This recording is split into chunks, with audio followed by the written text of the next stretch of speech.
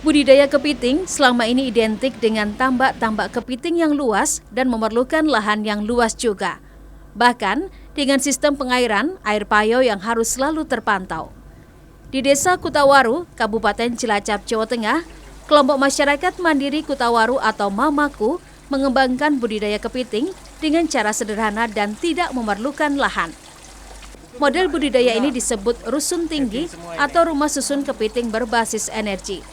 Tempat-tempat pengemukan ataupun pembudidayaan bibit kepiting menggunakan galon-galon bekas air mineral yang telah disusun. Sedangkan untuk pengairan dialirkan menggunakan sistem aerator, sehingga oksigen di dalam air akan tetap terjaga untuk kelangsungan kepiting-kepiting di dalamnya.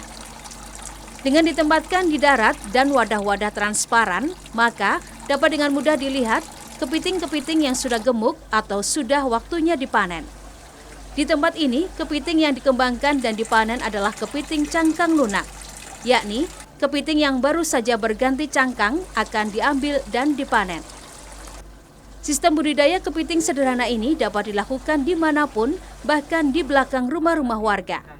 Selain hemat karena tidak memerlukan lahan luas, budidaya kepiting cangkang lunak juga hasilnya cukup menjanjikan. Sebab, kepiting cangkang lunak setelah dipanen dapat dijual dengan harga Rp100 hingga Rp150.000 per kilogramnya. Budidaya itu identik dengan ditambak. Jadi budidaya kepiting cangkang lunak identik ditambak. Nah, kita bisa berusaha ini ada alternatif bahwa budidaya kepiting itu tidak hanya ditambak tapi bisa di lahan darat. Nah, alternatifnya yaitu dengan menggunakan aerator. Jadi namanya rusun tinggi. Rumah susun budidaya kepiting berbasis tinggi. Jadi istilahnya alternatif ini bisa dibudidayakan di belakang rumah warga masyarakat. Jadi alternatif kan selama ini susah. Untuk kepiting istilahnya budidaya harus ditambak. Di 2024 ini kita ada pengembangan kan. Seperti rusun tinggi yang sekarang bisa teman-teman lihat di sini ada rumah susun berbasis teknologi ya.